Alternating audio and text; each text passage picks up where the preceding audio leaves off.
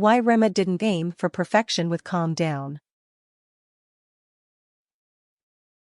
When Rema is in the studio, he pursues sounds and sensations that he says touch his soul.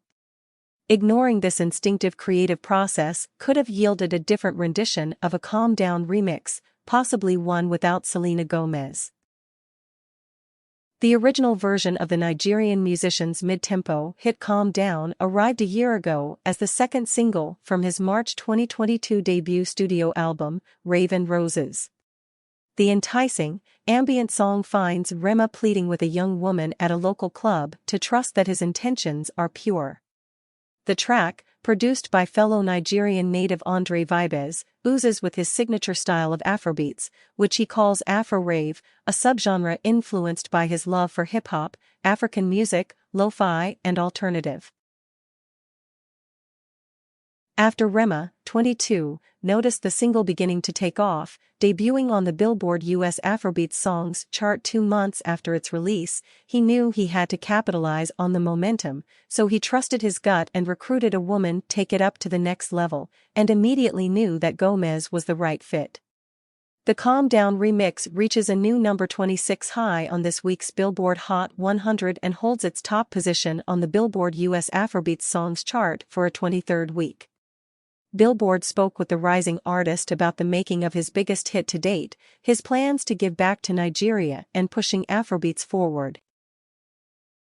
How did you link with Selena Gomez for the Calm Down remix? It started with being a fan and supporting her music. She actually came across my music too, and she also wrote to me. Our teams got familiar and we started working towards this good music that came out. It started that from friendship to colliding our teams together, and everyone is like a big family right now. It was very much organic, and we made it happen, and it's just so huge. I'm amazed. When after the original Calm Down did you think you needed a remix, and why was Selena the right person to match the vibe? Around June, I started seeing the impact. I hit my team, like, I think this might be a song I would like to do a remix to. I don't really do remixes, most of my songs are solo or features. I wanted a female voice on the song. The song was already blowing up, so I felt like we needed someone that could take it up to the next level. From our discussions, planning, and available contacts and friendship, Selena was the best bet. I had my fingers crossed she would agree. Luckily for us, she did, and we felt no need to reach out to anybody else. What has it been like watching the song transform into a global hit? Every day I wake up to good news. Not just good news about how well my career is going, it's about how well my culture is flying. Afrobeats is going to the next level. This song is opening doors and bridges. Listeners want to know what more is coming from Nigeria, what more is coming from Africa. I'm so happy. I'm happy for me, my team, the culture, and for Selena. She embraced the sound, and she did her own thing. It was the right timing, with the right person, and the impact has been so huge. Seeing people who don't speak my language sing my song word for word really shows that people are impacted by the sound, and I'm grateful for it. Why do you think Calm Down has been such a long-lasting hit? It's not just about the song, it's also about me and the gift that God has blessed me with. I work in the studio with no plans. I just create. However any of my songs go, I love them the same way. I push them the same way. I feel like people just pick whatever resonates with them. There's no single element I could really pick out. If I focus on that, that would just box me in somehow. I don't know what it is, it's just good music. Tell me about the song's creative process. Did you assist Selena with her verse? That was all Selena and her team. I don't really know what her creative process is like, but we did it remotely and she was very concerned about how the record was supposed to turn out. Every move she made on the song, she always wanted to know if I was good with it. Some artists just be like, whatever I did is dope. have it, but she wanted to know if I resonated with whatever she did on it, and I did. I loved it. The only part one switched was with my producers. We touched more parts of the beat and let her verse breathe, but nothing else. What have you learned from working with her? When working with other artists, you should care every step of the way. She cared. I learned caring. When she started working on it, she called me on FaceTime, and we talked a little about it. The mixing, the music video, making sure that she didn't take from it. It wasn't like, oh, it's Selena Gomez, so we have to switch the whole idea to something else. She just embraced it. She's such a hard worker, knowing how much she does. She acts, she has a makeup line, she does music. She has busy to do, but she's been promoting, too, her fan base and has been very genuine, loving, kind and supportive of me. Even aside from Calm Down, her fan base also supports my other music, just because I did a collaboration with Selena. That's amazing. What was the song's initial inspiration? I was at a party, and a couple of girls walked in, and I saw a girl in yellow. I wanted to talk to her and her friends were being really stuck up. They didn't really want to chat. And I was like, yo, just calm down.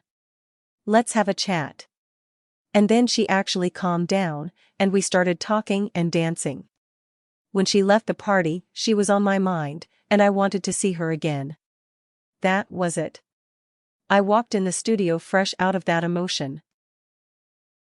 Who is your dream collaboration?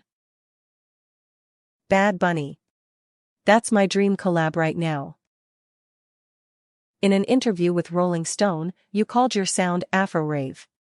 Would Calm Down be a part of that movement, or is this something entirely different? Any music that comes from my mouth is Afro. You can tell that my sound is very distinctive out of every other Afrobeat artist, but it doesn't take away the fact that Afro-rave was birthed through Afrobeats. Afro-rave is a subgenre. Burna Boy has his subgenre because he's the only one doing him, you feel me? CK.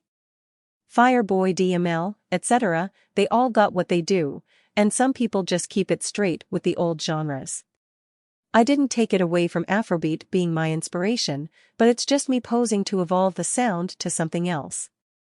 I worked hard for the sound, and I got criticized a lot until it started making its own wave. So I feel like it needs to be labeled. It's knowing something is special and you trademark it. It's me vouching for my art, my creation. What's next for you? I really want to keep focusing on impacting the African youth. I feel like before I started getting global recognition, my fellow Africans have been my huge propeller. They're the ones who took me to the world. I want to focus on building up our trust between artists and fan bases. We're doing so much in other parts of the world that are developed and have better infrastructure. Whatever is coming into the culture, I would like to reinvest in it. We have to start putting up good shows.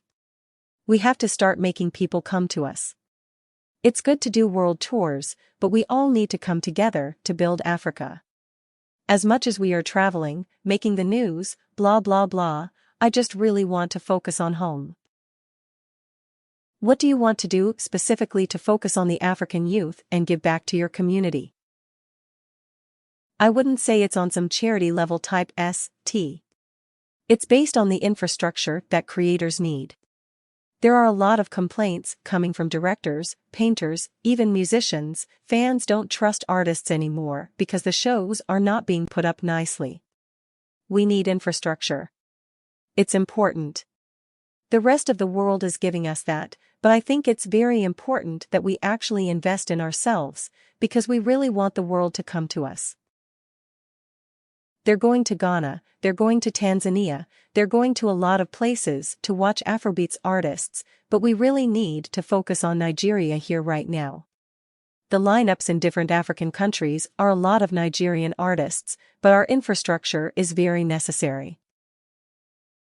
A version of this story originally appeared in the February 4, 2023, issue of Billboard.